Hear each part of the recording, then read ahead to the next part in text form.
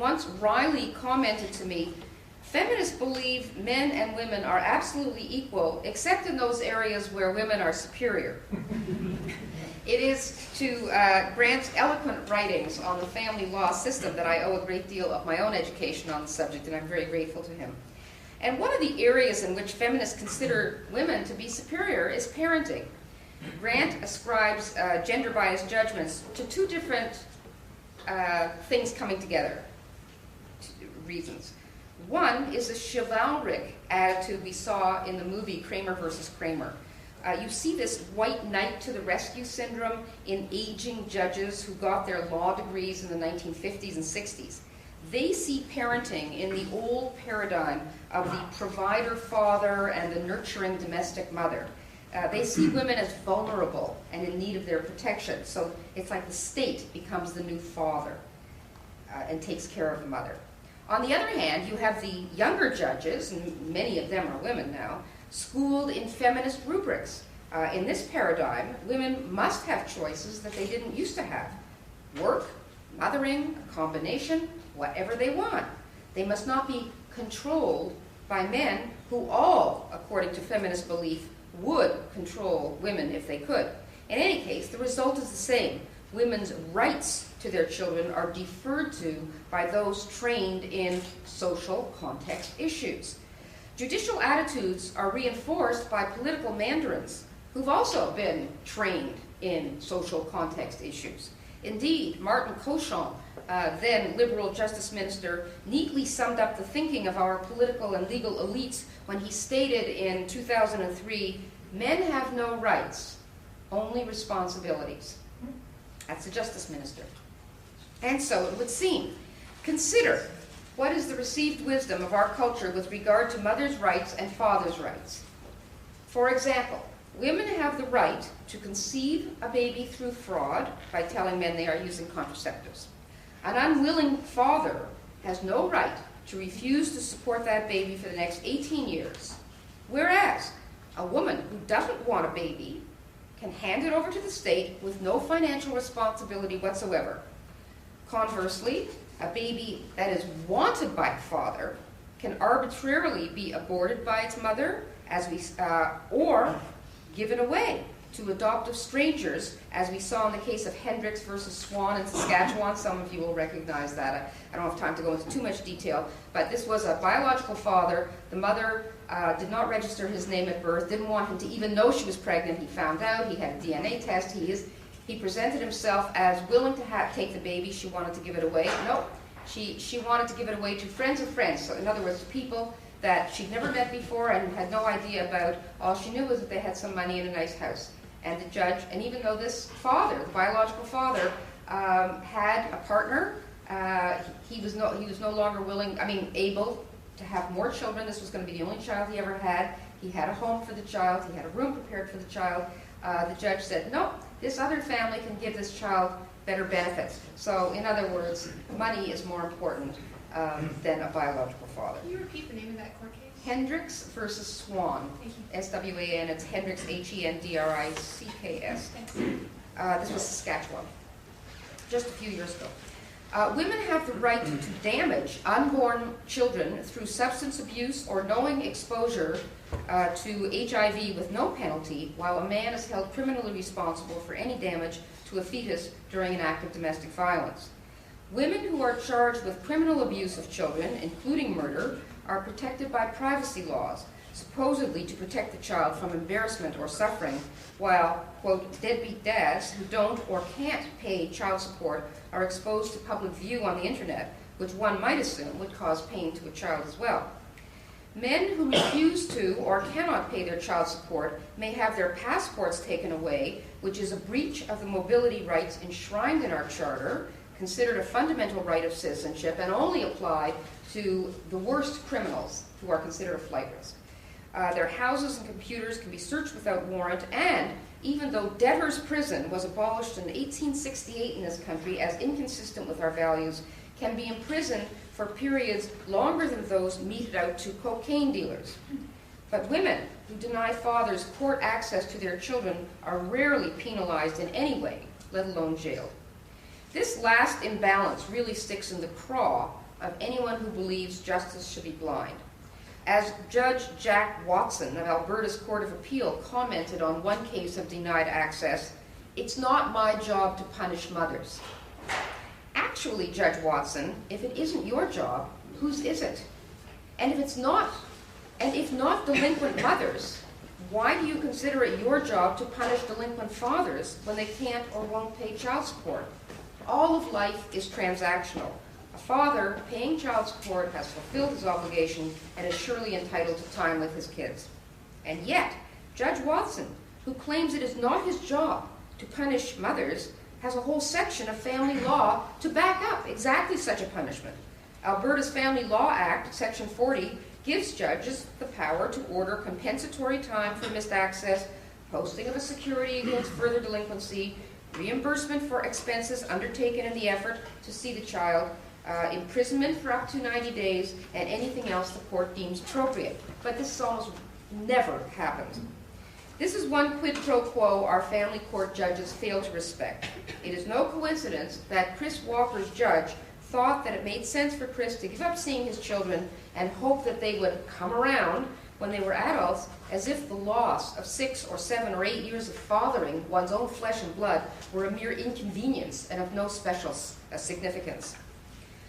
Where do these ideas come from? They don't come from international law, that's for sure.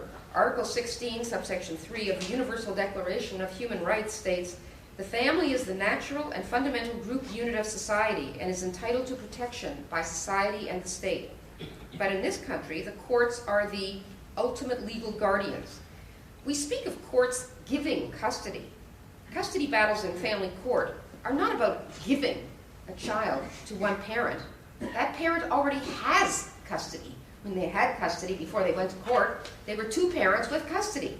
No, the custody is about taking away children from the other parent. So the words we use are important. And give custody sounds kind of positive, doesn't it? Taking away doesn't sound so positive. But that, in effect, is what custody battles and winners are about. The ideas come from a belief system, not from evidence, but from a belief system that assumes a mother's presence is more important to a child than a father's, and that a child needs mothering more than fathering. In reality, it is only in earliest infanthood that a mother's presence may be understood to be crucial. The problem in family court is that judges often retain these anachronistic chivalric feelings about the mother-baby bond and the tender years. They give great weight to the status quo. In their minds, if a mother is nursing a baby and they've formed a bond, that's the status quo, as if a child is unable to, make that leap to going back and forth between parents or being taken care of by another. Otherwise, they'd never get used to a nanny, would they? So they refuse to recognize that A, children can form flexible habits very quickly and easily, and B, that children's needs change as they grow. Maybe a 1-year-old does not need a father all that much, but actually a 5-year-old needs a father a lot. A 4-year-old needs a father a lot. And as children get older, arguably, as they get into their pre-adolescent and adolescence, I would argue that they need fathers more than they need mothers. I really do think that. They need the mothers, but I think if it had to be one or the other, in a way, and both are good, a child growing into adulthood is going to be better off with a father having their back than a mother. Their need for a father is far more important for money or more toys or a private school or anything else that judges seem to think is very important. The optimum situation for children is always to have near equal access to both their parents. If individual couples, for practical or other reasons, agree that the children are best off with their mother or their father for most of the time, they should have the right to negotiate their own arrangement. Every arrangement should be individually negotiated. Most fathers want equal parenting. The few I know who seek sole custody, in other words, many mothers want sole custody and some want equal parenting. Most men that I have had any contact with I've never had a guy say that he prefers sole custody for himself unless he had fears for his children's safety, or he thought that his ex was actually unfit to parent. So I'm sure there are exceptions. But ordinary women should not be blamed, and come back to this, for their tendency to want sole custody. They have been assured by so many educators and child care professionals and judges that it is not harmful to a child to be separated from their father, that they see no harm in it. Why should they see harm in it? They're rewarded for it. The easiest way to establish a status quo of sole custody is to remove the other parent from the home by legal means for a period of months or a year. One Alberta judge told my friend Grant that she reckoned 80% of charges of domestic violence or sex abuse of children by fathers during custody battles are false allegations. These allegations have the benefit for the mother of instantly removing the father from the scene, but they do not go to criminal court where proofs would be demanded. They simply set up delays that are on the resident parent's side. And by the time they are demonstrated to be false allegations, the damage is done and the alleger is usually not punished. Conversely, allegations of real abuse of the children by fathers against mothers are rarely taken seriously, and as a result, many innocent children have died because the Children's Aid Society, so frequently ready to believe the worst of a father, refused to believe that a mother could harm or be a danger to her.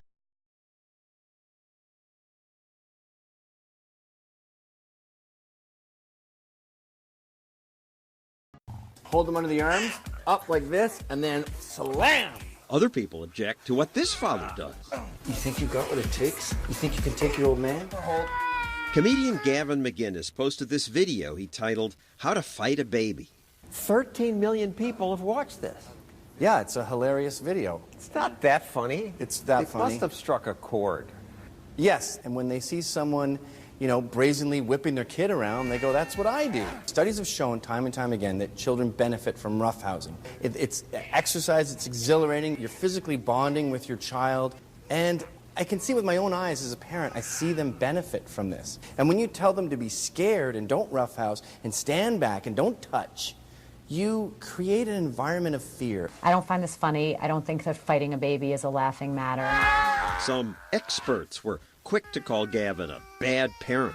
Shaken baby syndrome happens exactly like this. Gavin put his hands around the baby's neck. I don't find this funny. Just because something can arguably lead to something serious doesn't mean we have to avoid it. And in fact, living that kind of life where you say, children avoid this, children avoid that, you're teaching a child to be scared of the universe. In Regina Beach, Canada, a kid broke his leg playing in a tree.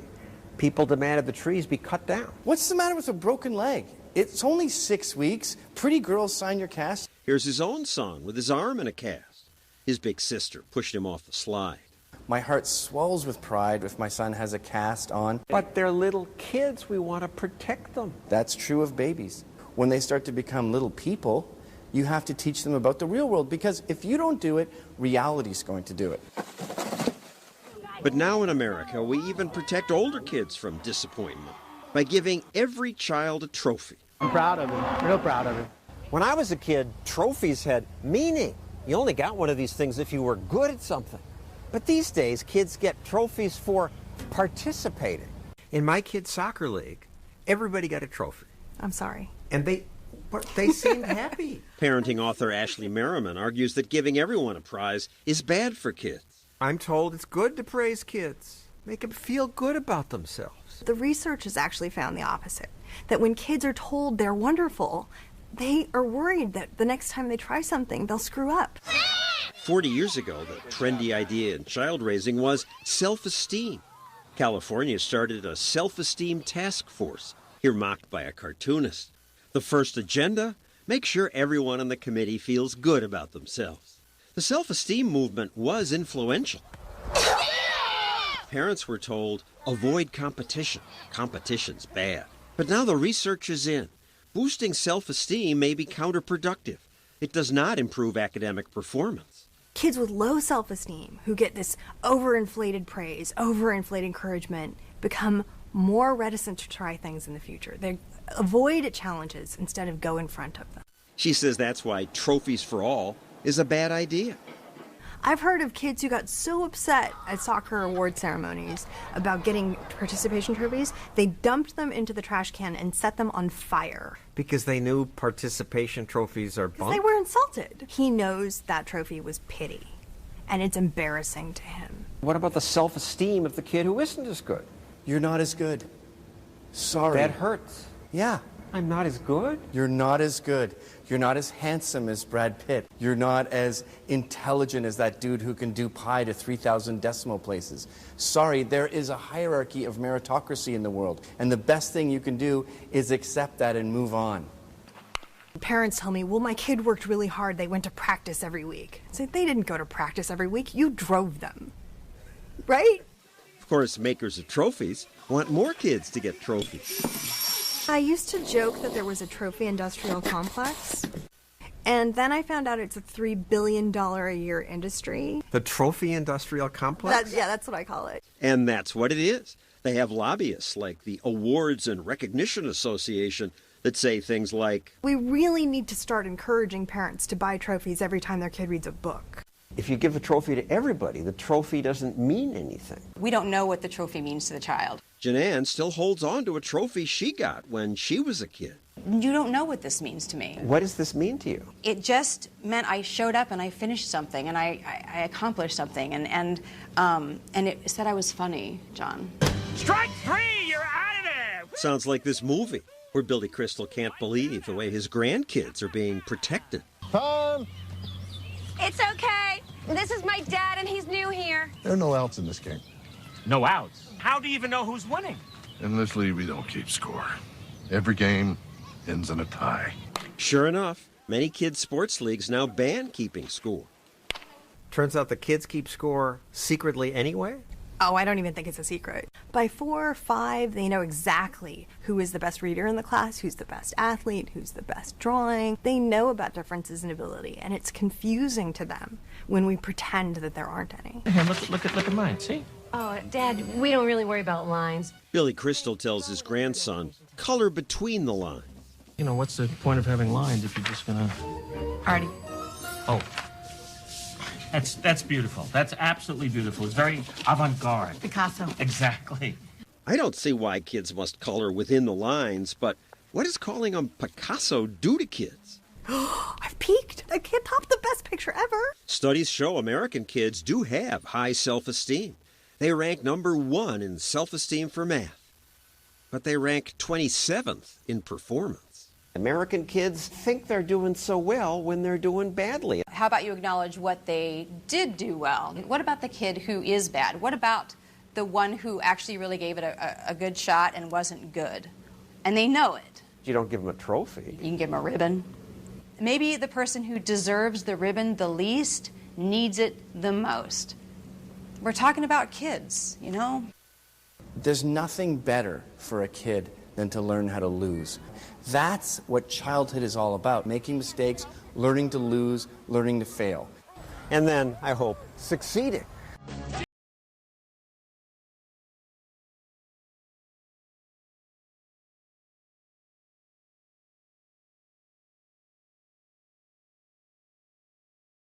So, Larry, I learned from you the welfare state began about halfway through the Roman Empire. That's right. It took the form first of payments to recipients in the form of subsidized grain. The government gave it away at half price. But the problem was that they couldn't stop there, that later there was a man named Clodius who ran for the office of tribune on a platform of free wheat for the masses, and he won. And it was downhill from there. And they gradually raised taxes and gave stuff away, a steady stream increasing. Including free salt, free pork, free olive oil, other staples of the Roman diet. So people would show up personally and just pick up their stash. Yeah, well, there'd be long lines. In fact, they had a means test at one time and did away with it so that anybody could show up and get this free stuff. And they decided that everybody had to be educated by the state. Well, not everybody, but they started public schools. Well, that was late, much later. In fact, Rome grew to greatness with largely homeschooling. And the first public schools... The first public schools didn't appear until around 250 BC, and they were not funded by the government until very late. And the Greeks actually mocked Rome for being backwards about that. That's right, yeah. Well, of course, they didn't last anywhere near as long as the Romans did. So, Charles, you have educated us about welfare, about these handouts. You see parallels with Rome? Yeah. I mean, if you take a look at Roman society as it started to decay, it looks a whole lot like we do now. And it's not just because of the welfare state and the people on the bottom. It's also because of the people on the top who are increasingly living isolated lives from the rest of them. I find the parallels between Rome and the United States right now to be very scary. So clearly the welfare state poisons much of life, has horrible unintended consequences. But do we just get rid of it? Let me ask you libertarians. You're pretty hardcore, I assume. Should America get rid of all handouts? All?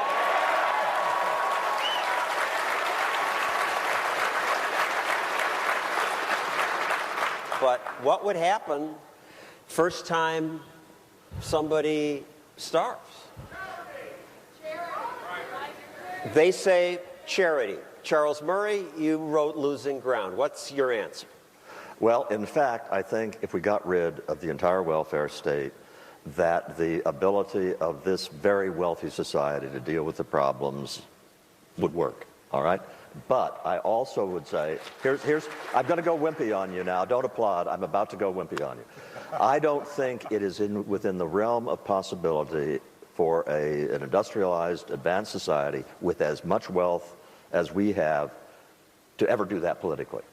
And I think that libertarians are going to have to strike a grand compromise with the left, in effect saying, all right, we will give you a big spending if you will give us freedom from government interference. And so I'd say, look, I'm with Milton Friedman. I say use a guaranteed basic income for everybody over 21, deposited monthly electronically into a known bank account. That's a very key thing. And let people take their lives back into their own hands. They will have the wherewithal that they can deal with the material necessities of life. If they do not do it, they're going to have to talk to friends, neighbors, churches, the community. They're going to have to make their case. Right, I think that's a better way to go. You wrote a book about this. Called In Our Hands, yeah. All right, I'm going to push back. First, I would say his better book is In Pursuit of Happiness and Good Government, which really brought my mind around. But this book, you're telling me you're going to give him the money, and the crackhead is going to spend it all in 2 months, and then the social worker is going to go on TV and say, no social worker. The children are going to be someone. The New York Times reporter will go on and say, you're going to let this woman's children starve? It's not their fault, and then we'll have a whole new program. Here's what you're going to have, John. You're going to have somebody who smokes it up in the first 2 weeks, all right? He's got another 2 weeks before there's going to be a new deposit in his monthly account, and he says, gee, I don't have any money. All right. He doesn't have the option of going to a social worker. You know who he has to go to? He has to go to the people he lives around and say, all right, I really need help. And they are in a position of saying, okay, we aren't going to let you die, but it's time for you to get your act together. We will introduce, once again, the kinds of human connections that are the only way to change human behavior. And some who don't find those connections will die on the street, and there'll be screaming. The United States has never let people die on the street. What we will now have, that we don't have now we have bureaucrats who cannot make the distinction between somebody who needs a kick in the pants and somebody who needs a pat in the back. We will put these kinds of human needs back in the venue of human relationships, whereby you can apply the feedback loops of incentives and approbation and disdain and stigma and all the rest which can make these problems solvable. And this audience is different from most in that they understand that before the welfare state, there were these mutual aid societies everywhere, which helped people. Larry, Tell us about that. Oh, absolutely. There's nothing about being a politician that makes you more compassionate or caring than the people who send you there. And so I have every confidence that... Compassionate with other people's money. Yeah, absolutely. So I start from the premise that it's not the business of the government to redistribute our stuff. It's the business of government to protect our liberties. And in Rome, when they gave out stuff, it often went to the wealthier people? Oh, well, without a means test, which was the case in most of Roman history, anybody could line up to get these goodies, which contributed to the ultimate bankruptcy of the Roman state. And one telling graph about the poverty rate is that the advocates of the war on poverty, welfare, can say, look how the poverty line dropped sharply for 5 years after the war on poverty began. But then you look at what happened before the war on poverty began, and the line was just as sharp. People were lifting themselves out of poverty. Government kept things improving and then stopped progress. The great untold story of the poverty rate is that there was a miracle that happened from the end of World War II to the early 1960s. It was cut from about 40% of adults who were beneath the poverty line, as we now define it, to about 20%. The war on poverty starts, the line continues to go down for a couple of years, and it flattens out where it's been ever since. Because we taught people to be dependent. The way I put it is, we changed the rules of the game that made it profitable for low-income people, and especially young low-income people, to do things that looked like, gee, this makes sense in the short term and are disastrous in the long term. I think the primary beneficiaries of the welfare state are the politicians, not the people that the welfare is intended for. Why? Somebody once said that the welfare state is so named because the politicians get well and the rest of us pay the fare. And I think that's exactly what's happened. Thank you, Larry Reed and Charles Murray. Coming up, did you know that one Roman emperor held orgies and threatened to execute senators' wives who did not attend? The creepiness of Rome when we return.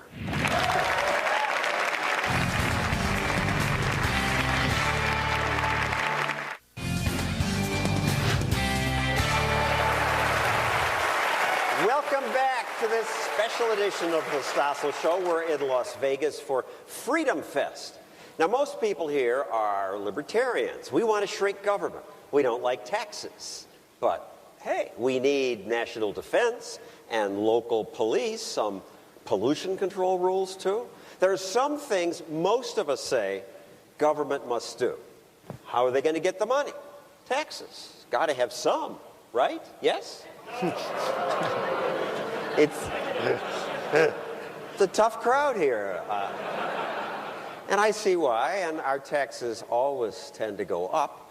And that was part of Rome's problem, say, two people who try to spread the word about the damage taxes do.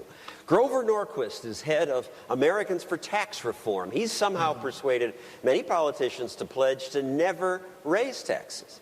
Economist Steve Moore covers these issues for the Wall Street Journal. So, Grover, Rome had high tax rates?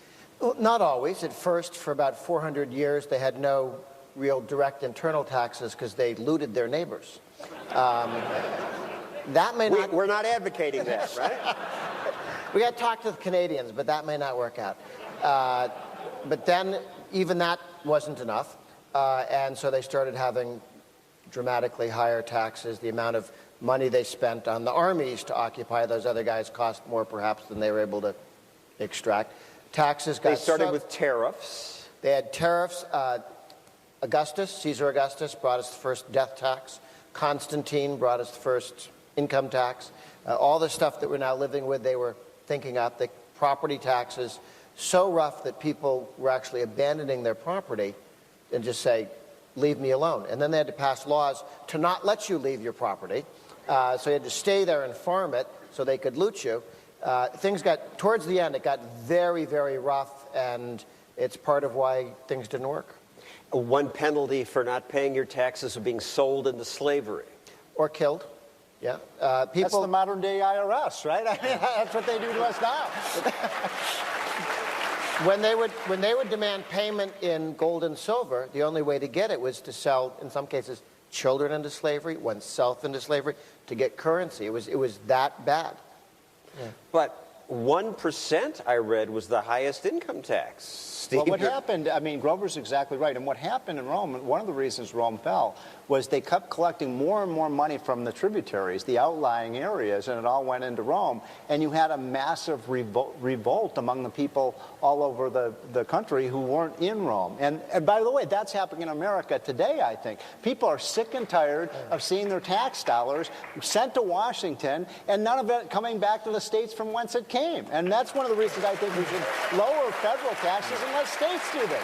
That's one of the great things about America. We're a federalist system. The states created the federal government. The federal government did not create the states. The reaction right? The reaction to the tax farmers that they had that would go out and collect the taxes. They called them tax farmers? Tax farmers, tax collectors. It was so bad that in one revolt in Asia Minor, they killed about 80,000 of them in a day or two. We don't advocate killing tax collectors on this show. It was a 4-year war that Sulla waged to put down that revolt. But it was clearly a serious tax revolt. And John, to your point, when you asked me about the 1% tax, I don't know what those tax rates were in Rome, but when we created our federal income tax in the United States back in, I think it was around 1913, 1915, the top income tax rate when the income tax started was just 7%. Within 10 years, the top income tax rate went from 7% to 70%. You know, and it's remained high ever since. That's why I've always believed Steve Forbes had it right. We ought to go back to an 18% flat tax, get rid of all the deductions, all the loopholes, make it as simple as possible, collect the money you need, but don't create all these special interest groups. And by the way, the people who are most opposed to the flat tax, the people who are most opposed to the flat tax are people in Washington, D.C., because you take the power away from Washington. Look, when we went into revolt 1774, 1775, Americans in the colonies were paying 2%. Our oppressors, the Brits in London, were paying 20%. It's expensive running an empire. We need to go back towards 2%. I like 2% better than 18. That's what... 2% would be it, and to be clear, we're at 40% about if you include state and local. Yeah, I mean, you don't have to get we want to get towards 2%. We functioned fairly well beyond that, and the reason the British were taxing themselves at 20% was that they were running an empire. Thank you, Grover and Steve.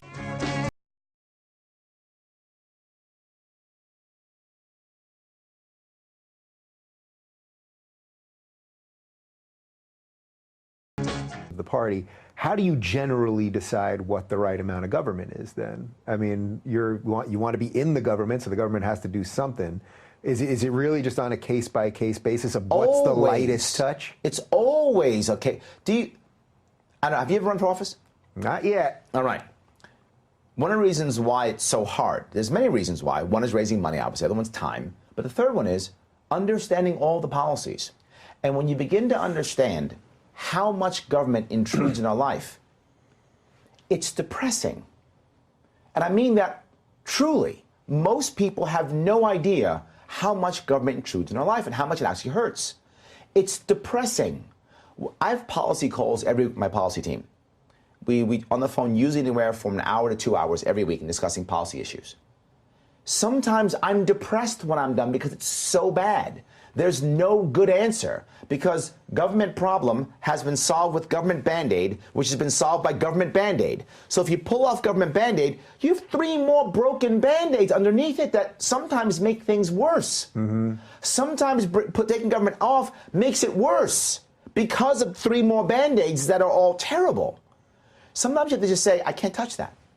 I just have to let it stay there.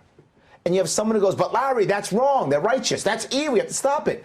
There are 3,000 things I have to fix. Some I just can't put on my radar. So, yes, it's always case by case.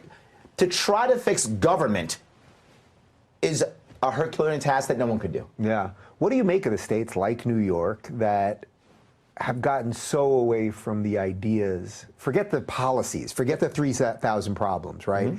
But just the basic ideas of why liberty and individualism and limited government and your own capacity to control your property and things of that nature, the states that have gotten so far away from that. I mean, I guess that's why you're running in the first place. Yeah, it's culture. People ask all the time. They say, Larry, what are your first 100 days going to be like, and what are you going to change? They think I'm going to walk into New York State as governor and wave my magic wand or bring up I'm the king now, everything changes. Of course not. Of course not. I wouldn't want to if I could, right? I can't, and I wouldn't want to if I could. That kind of fast change makes people afraid. And here's the reason. To be clear, it's all about fear. When people are afraid, they make bad decisions. That's simply human nature. Fear makes bad decisions. Fear is the root of aggression. Government, at the end of it, is law. At the end of every law, there's a couple minor exceptions, but almost every law, at the end of every one, is a guy or a gal with a gun to put you in a cage, which means by default, law is force. Government is force. Now, should we never use force? No, you can use force. Defend your rights, property, you can use force. But when you are afraid, your first step is force. So when you are afraid, your first step is government. And that's what happens in the states like New York, California. The first answer is government. It's the old, there ought to be a law. Yeah. I don't like this, there ought to be a law. This is wrong, there ought to be a law. And that culture has been part of us for at least 50 years, if not more. I mean, just decades upon decades, it's been that way. I used to do the same thing, right? Oh, someone's smoking in front of me. There ought to be a law. Yeah. I used to think the same way until I was enlightened and go, oh, no, that's a bad idea. Why would I do that? Yeah. But I thought I was righteous. And the thing that we have to remember is we also idealize the idea of democracy. We idolize. Well, we voted. There's a law. The story I love, I tell this all the time. I was speaking to an IP attorney, intellectual property attorney, and she was talking to me about intellectual property law. And I'm making this up. I don't remember the actual rules. So she said something, and again, I'm not a lawyer. I'm going to just say numbers so that we have some. After copyright law is, 95 years after the person's death. It was something like that. And I said, 95 years after their death? She goes, yeah. I said, what a terrible law. It's horrible. She said, yeah, Larry, but it's the law. And I said, I know. I'm not doubting that you're a lawyer. I'm sure you know the law. I'm sure that's true. And it's a bad law. She said, but Larry, you understand, we had to change our laws to match international law. So now we match international law. And I said, great, that's a really bad international law. She looked at me like, oh. She was angry at me. Yeah. Because in her eyes, law equals righteousness. Right. They're the same. There's no difference. International law equals extra righteousness. It's amazing. Yeah. So she was mad at me because in her eyes, I was a heretic. That's how she saw me. Now, she didn't make the law. It wasn't her idea. She was not a congressperson who did it. No, she's simply a priest of the law. And I'm a heretic. And she was mad at me. Now, you might think, well, that's only lawyers. Guy at the Department of Buildings in New York. I'm talking to him. This guy's educated, smart, credentialed. I say to him, I'm kind of curious about the landmarking law. And if you may not know, landmarking in New York City is when you can actually, a community can say this property is landmarked and now nothing can be done to that property unless the community agrees. Lots of people want it. They want to protect their community so developers can't come in. They do it all the time. Is that just for a building or is that can it be for like a group of buildings or a park? I think it's one building at a time. Yeah, okay. I'm pretty sure it's one property at a time. Okay. But I'm sure they do it in groups, but I think it's one property at a time. Yeah. So you can also have that happen to you without you wanting. The community can just landmark your property. That can happen. And it has happened a couple times.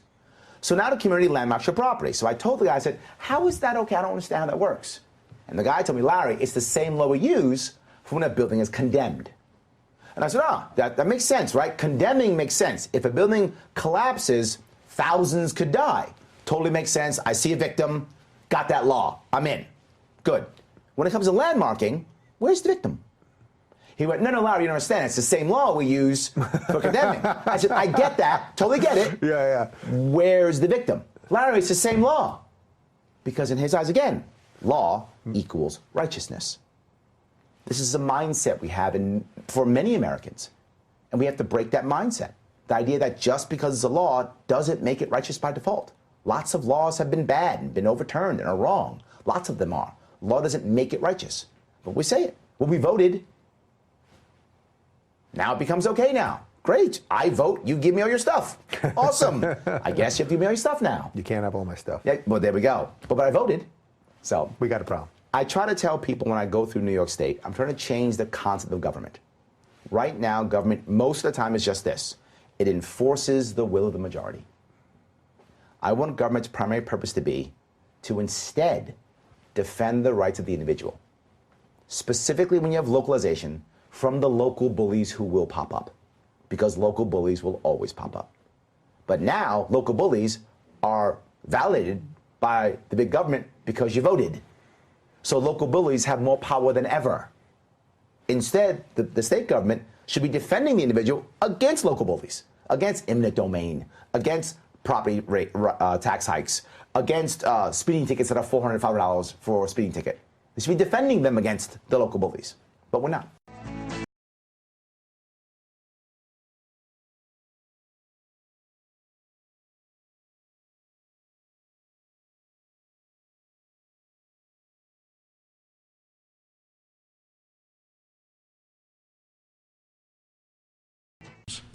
And I wrote a Newsweek column directed to the topic of the fact that almost essentially every well-intentioned law always produces results which are the opposite of those that were intended, the unintended consequences of these laws. And I said, why isn't there a good name for this, like Murphy's Law or something like that, that would keep it in the public attention? And I asked readers to send in suggestions. And I got a whole bunch of suggestions, and the suggestion that I liked best and was at the top of the list was from your colleague. And he said, why don't we call it the invisible foot of government? And I have been using that ever since. I give credit to Dick Armey when I do, but I think that was a marvelous way of putting it. Your mention of the PBS station is important from a different point of view. PBS is consistently hostile to programs that have a free market, private enterprise perspective. And the only reason why Free to Choose ever got on public television was because a year before they had run John Kenneth Galbraith's series on Age of Uncertainty.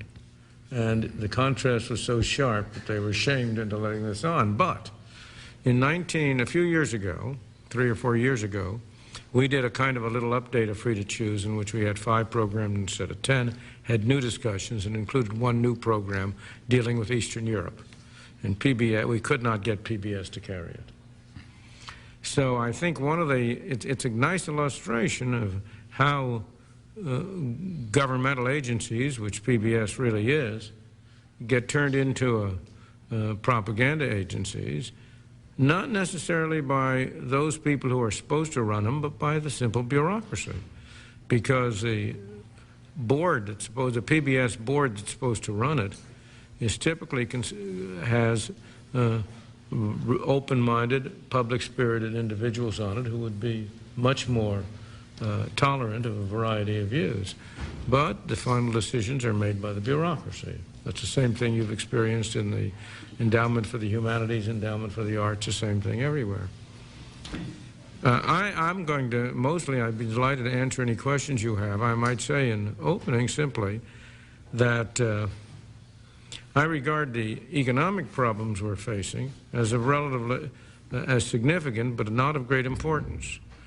Because what's destroying this country at the moment are not the economic problems. We're fundamentally, economically, a very strong country, and in the words I always cite from Adam Smith when a young man said that the defeat of Cornwallis at Yorktown was going to be the ruination of Britain. Adam Smith said, young man, there's a deal of ruin in a nation. And there's a deal of ruin in nations, but the major problems we face are, in my opinion, the social, non-economic problems of deteriorating education, collapsing families, increasing crime and lawlessness. You can name them, you know the litany of them, almost all of which have been produced by and are attributable to government actions. And that's the real, government has done a lot of bad things in the economic area, don't misunderstand me. We all have a long litany of them. And those are capable of doing a great deal of harm over a longer period. But the more immediate present danger, in my opinion, is the harm that is being done to the basic character of our society by these non-economic social problems, which government is at the source of almost invariably. Yes. Well, let's go ahead. I'm sorry. I understand what you're saying, but doesn't the economy and the well-being of this country have something to do with part of that? When you have a flourishing economy and you have a low unemployment rate and you have families that are not going through the trauma that they are going through now with either unemployment or the threat of unemployment, don't you feel that that adds to the dilemma? To a very minor extent, but suppose you look at these problems and ask whether that's the source of them. The deteriorating education has nothing to do with that. You have deteriorating education because you have a government monopoly, you have a socialized educational industry, which is performing like all socialized industries. It's producing a bad product at high cost with small special groups getting great benefits and the large unwashed masses paying the costs. And that has almost nothing to do with the problems of unemployment or of economic conditions. Lawlessness, crime, and growth of crime and the unlivability of the inner cities has far more to do with a futile attempt to prohibit drugs than it has to do with unemployment or current economic matters. So I agree with you that what you're describing are contributing factors, and I would agree also that our present economic policies are bad. Don't misunderstand me. I'm not coming out in favor of those economic policies. I think government is too big and ought to be cut down to size. I think taxes are too high and ought to be reduced. I think government is largely responsible, is in considerable part responsible to the high level of unemployment. Let me cite you one figure that I came across recently that really I think will shock you. As we all know, in 1946, the government passed a Full Employment Act, which involved government taking responsibility for achieving full employment. The average level of unemployment from that day to this has been 5.7%. What do you suppose the average rate of unemployment was between 1900 and 1929, when federal government spending was 3% of the national income? 4.6%. Yeah, but there's a fundamental difference there.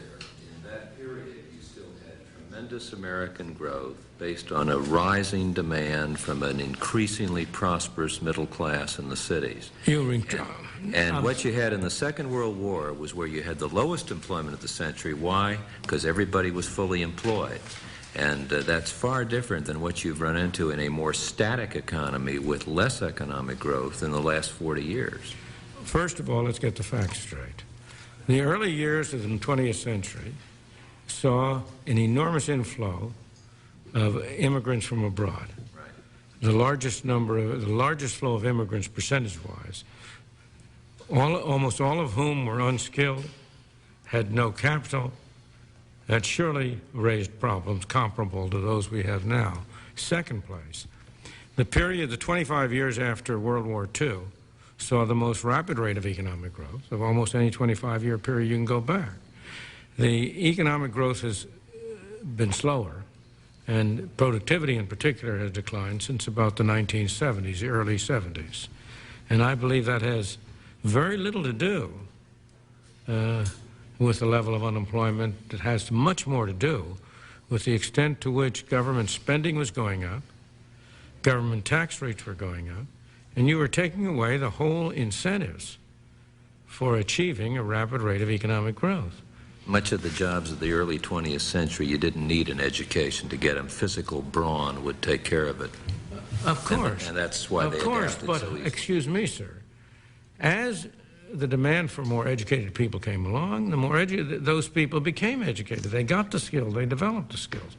Let me give you a different example, if I may, because that argument doesn't face to the fact that people are very sensitive to incentives and will react to them. Here's Hong Kong, 1945, 300,000 or 400,000, 500,000 people.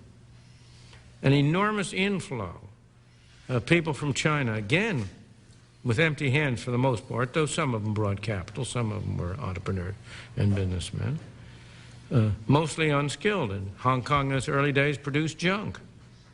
It's now a high-tech place. No government involvement, very little. Government spending in Hong Kong, never above about 12% of national income, of their national income, went from 400,000 to over 5 million, a tripling of a per capita rate of income, level of income, and essentially no unemployment problem. You have unemployment because the government prevents people from being employed.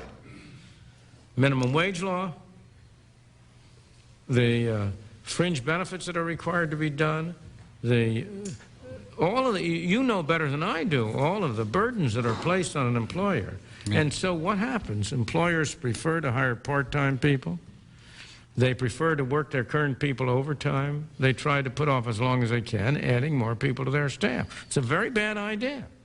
But aren't people, it's always been a mystery to me, why people, it should be thought that people are better off unemployed at, let's say, $3 an hour than employed at $2 an hour.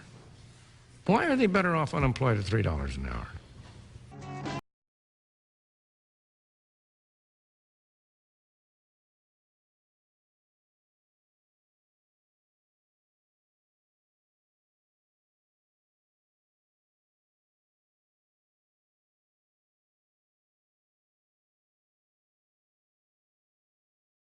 First, my guest is Professor Walter E. Williams.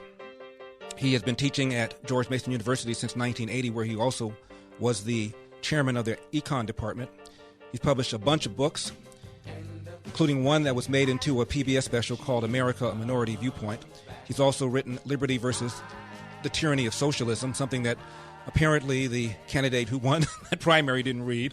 He also wrote Up From the Projects, which is an autobiography, extremely well written, and Race and Economics, How Much Can Be Blamed on Discrimination. Please welcome to the program Professor Walter Williams. Professor, as always, thank you very much for coming on. Well, good afternoon, Larry. Afternoon. Your column, College Destruction of Black Students, is up on my website, larryelder.com. Why did you write it, Walter? Well, this professor at the University of Pennsylvania, she came under a lot of flack, and she just kind of casually suggested some of the effects of affirmative action. And she's a teacher in a law school, and she pointed out that she's never seen any of black students who are in the top 10% or even only a few in the top half of their class, and she was being attacked as a racist by the university, and she was deprived of her class. So that kind of got it started. But I think that one of the problems that black Americans need to face is that schools like University of Pennsylvania, it's seventh rank in terms of law schools in the country, and what they do, they recruit black students to the school, so that white liberals feel better about themselves, and these students have a lot of difficulty that they would not have if they were recruited to some other school more in pace with their learning. And the other point you make out is that the K through 12 education that most blacks get, you say, is, quote, grossly fraudulent, close quote. Oh, yeah. And I find it remarkable that black parents are not doing anything about it if they know about it. For example, nationally, only 17% of black kids who graduate from high schools are proficient in reading, and something like 7% are proficient in math. And there are a lot of high schools in the country, predominantly black high schools, where not a single student in the entire school tests proficient. And one case I talked about some time ago was the city of Baltimore, Maryland, and there are 39 high schools in the city. And at 13 of these schools, not a single student tested proficient in math. And the thing about it is that you see that these kids are graduating, they come down, the cap and gown, and they're admitted to colleges, and their parents feel so proud about them, but they've received a fraudulent education, and then the kids are receiving a fraudulent education in cities that are run by blacks. I mean, in Baltimore and Philadelphia and Chicago and Detroit, these are, blacks have tremendous political power, but they sit just idleness and watch the academic credibility of black kids being destroyed. My guest is Professor Walter Williams. He teaches at George Mason University School of Law. Professor, in your autobiography and in the autobiography of one of your friends, Thomas Sowell, you both talk about the fact that this wasn't always the case. Tom Sowell grew up in New York, and he said these were schools that were segregated, but the Irish school and the Italian school and the black school, generally they competed pretty much equally in academic tests. Oh, that's absolutely right. And Thomas Sowell writes, I think it's called Myths and Tragedies of Black Education. He points out that Paul Laurence Dunbar in 1900 and between 1890 and 1900, its black students, and there were no white students at Paul Laurence Dunbar, they'd receive really shoddy financial support from the city. Mm-hmm. Its black students outscored white students in the whole Washington metropolitan area. Mm-hmm. So I think that we're blaming too much on external factors. Well, number one, for kids to get a good education, for any kid to get a good education, whether he's white, black, or purple, somebody must make sure he goes to bed on time. Mm-hmm. Somebody must make sure he does his homework. Somebody must get him up in the morning and feed him breakfast, and somebody must make him a mind to teachers. Now, if that's not done, I don't care how much money you put into education, you're not going to get education. Mm-hmm. Professor, yet Donald Trump is called a racist by the very people who polls show want choice in schools. His education secretary is a proponent of vouchers so that the money follows the child rather than the other way around, so that a kid does not have to go to a school like the one I went to, Professor. I went to a school called Crenshaw High School, which was the school that was featured in that movie Boys in the Hood. Right now, 3% of kids at that school can do math at grade level, and it is a school that has been adopted by the gang called the Crips. Now, if you're a responsible parent, you are mandated to send your kid to that school whether you like it or not. That is absolutely right. And you know, one of the disgusting things about these white liberals who come out against vouchers, and they come out against school tuition tax credits that would give black parents some choice, they themselves, they send their kids to elite private schools, or they move out to the suburbs. They go to get the higher quality kids. The liberals in our country, the white liberals and black liberals as well, they would not begin to have their kid in Crenshaw High School. Professor Williams, isn't this a consequence of the welfare state that has incentivized women to marry the government, allowed men to abandon their financial and moral responsibility? You've been talking about this for decades. Well, yeah, that's a large part of it. And the thing about the black family that people don't really appreciate is that right now 75% of black kids are born to unwed mothers, and something like only 30% of black kids live in two-parent families. But if you go back to 1938, only 11% of black kids were born out of wedlock, and something like 80% of black kids were in two-parent families. And so you're absolutely right that what the welfare state has done, it has encouraged slovenly behavior. Now, it's just, you ask any economist, whether he's liberal or conservative, he'll tell you that if you tax something, you're going to get less of it, and if you subsidize something, you're going to get more of it. And what we've been doing, subsidizing slovenly behavior. The column is called College Destruction of Black Students. The author is Professor Walter Williams. Walter, thank you so much for taking the time. I really do appreciate it. Thank you. You got it. Okay, Larry. Bye. 888-971-SAGE, 888-971-7243. Looks like she is an Alexandria from the block. Apparently, she was raised in Westchester County, one of the wealthiest counties, not just in New York, but in America. I'm Larry Older.